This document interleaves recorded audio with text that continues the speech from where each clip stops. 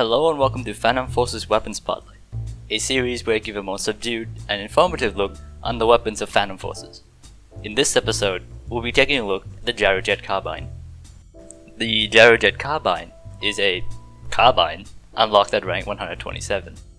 It deals 32 damage up to 10 studs and actually increases up to 50 damage by 160 studs. It fires at 200 RPM, which isn't actually bad for a semi-automatic weapon. It has a 2.2 times body multiplier and a 3.5 times head multiplier, and has a muzzle velocity of 1250 studs per second and a 0.7 studs penetration depth. Here is the shots to kill table. It has very low recoil, although the recoil recovery time is a little slow. It has 7 rounds in the magazine with 100 rounds in reserve, or 13mm rocket rounds. It reloads 1 round at a time, and each round takes 0.6 seconds, totaling up to 4.2 seconds for a full reload, plus 1 second of slide operation. Finally, it has a 14 walk speed and 15 aim speed. The Gyrojet Carbine is a one-of-a-kind weapon that takes a little getting used to, as it's quite different from other weapons.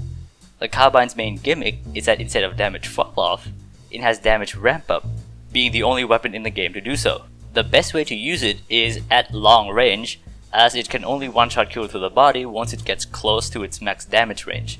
And the general handling of the weapon reflects this playstyle as well.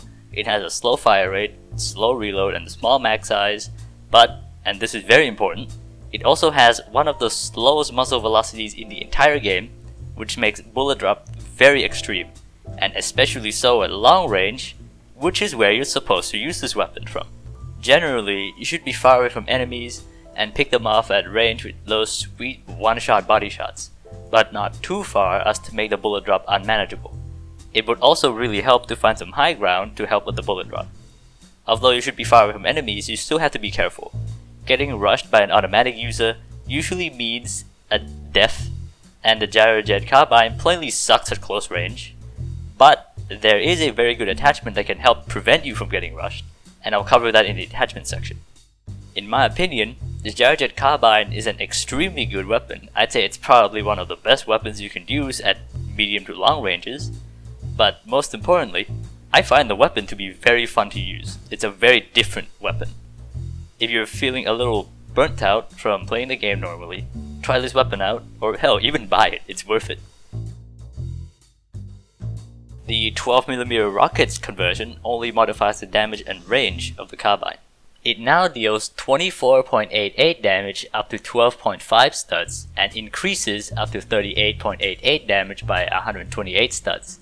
The muzzle velocity is also increased to 1666.71 studs per second, and the penetration depth is increased to 0.9 studs. Here is the shots to kill table. This could be good depending on your playstyle. It loses the ability to one-shot kill to the body, but higher muzzle velocity means that it's easier to use at long range and it's easier to hit moving targets with. If you want to play at long range and go for headshots like a sniper, then this conversion is perfectly fine. Compared to other snipers and heavy DMRs, this conversion still fires fast with little to no recoil.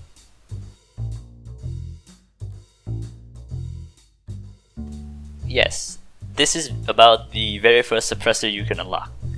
This deserves a bit of an explanation. Suppressors still work the same way as they do with other weapons. They weren't tweaked at all for the Gyrojet Carbine, and this results in some questionable interactions with the weapon. It makes it so that your damage actually ramps up faster, and you'll reach that one-shot kill body range quicker by about 15 studs, and it also doesn't mess with your close range shots to kill at all. Not to mention, it lets you play stealthily and lets you flank people, as well as help prevent people from rushing you using the radar. The only downside to this is the slower muzzle velocity, but that's partially compensated by allowing you to play a little bit closer to the enemies. Of course, it's also harder to fight snipers and hit moving targets now with this, but getting used to the new bullet drop will fix that. The full auto conversion makes the carbine fully automatic and increases the fire rate at the cost of damage, recoil, and a bit of spread. It might turn the carbine automatic, but the increase in fire rate is negligible, the mag is still small, and it heavily messes up your damage. It's now a 2-shot kill to the body at all ranges, and it loses the ability to 1-shot kill to the head at close range. You know, I say that this attachment is notable, but I honestly cannot fathom the purpose of it, or why anyone would want to use it. I'm very curious what other people think about this, so if you have an opinion, please leave a comment down below. And this concludes this episode of Final Forces Weapon Spotlight. If you enjoyed this video, please like and subscribe. Thank you for watching, and see you next time.